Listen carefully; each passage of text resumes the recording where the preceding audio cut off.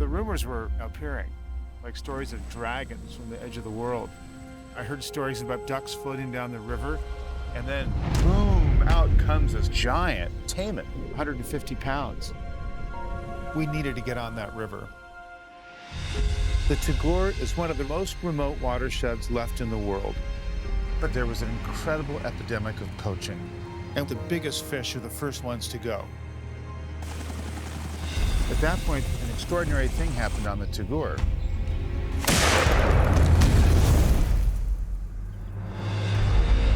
I mean, the real question is, can these rivers recover from that level of poaching? Can the giant taimen return? We are at the 11th hour for our wild fish, so there's not too many chances left.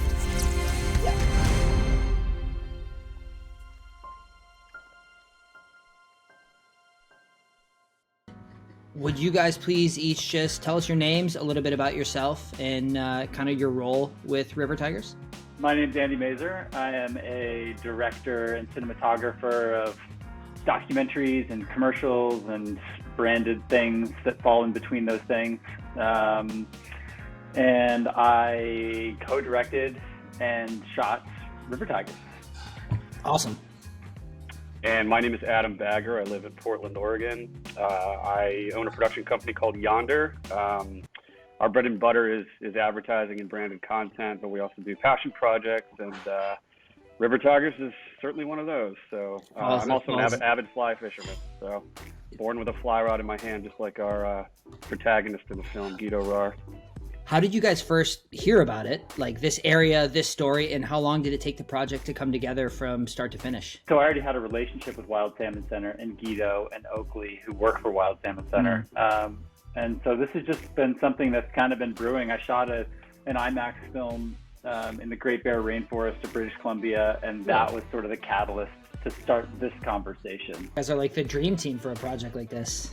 No, it was surreal. Yeah. I mean, I don't shit about fishing. Shit about fishing. Perfect. Yeah. You know, as I'm sure you guys can imagine, there's a lot of red tape when shooting abroad, but especially in Russia, of all places. And when you've partnered with a successful Russian businessman, I won't use the O word. It's oligarch. There, I'll say it. A lot of things to navigate. But yeah, once we were there, I mean, it was pretty much hunky dory. You know, we hopped on one of Abramov's Mi-8s and were taken to the lodge and lived like kings for a while, which was fun. And the post process was, I think, most exciting, just because cracking the story was difficult. We came back with an insane shooting ratio, so much footage, and it's like, how do you cut it sculpt down this narrative to mold it what you want it to be? Great answer, 100%. I wish I could travel anywhere right now. It'd be great. Yeah, about it. So this next one, and Andy, we'll start with you. Do you have a favorite memory from making this film? Like one standout behind the scenes moment that was just like, oh yeah, there was this time where. Yeah, I think Adam knows where I'm going to go with this. So in Russia, there's this tradition of the banya, which is the bathhouse. It's like it's a sauna basically.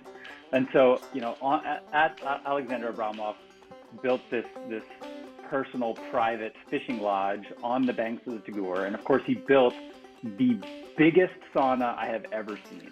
I mean, it's like a big enough sauna that you could put 20 people in there, no problem. And it's this beautiful cedar room, and there's this wood stove, and he hired this guy who's like the keeper of the sauna to sort of, maintain the bathhouse. So you come back off the river, you've been in the rain all day on a boat, it's cold, it's wet, everything is wet, and this guy has been stoking the fire, and you go into this sauna, and there's this Russian tradition of this Russian style of treatment where you go in and, everybody's naked in there, and he puts these branches, he dips them in this hot water and throws them on the rocks, and it's hot, and then he like beats the hell out of you with these branches. And then and this is like the hottest sauna you've ever been in your life. Like you can barely stand being in the sauna.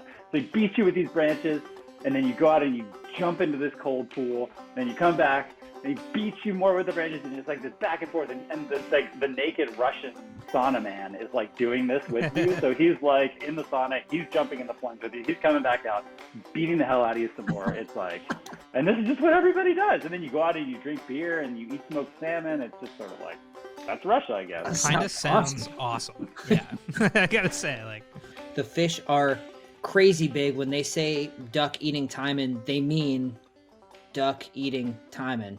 They're gigantic fish. We're excited for this to roll out, dude. People are gonna love it. We're looking forward to it, and thank you guys for making the time to come on. Thank you, guys. Appreciate it. Yeah. Thanks for having us. Yeah.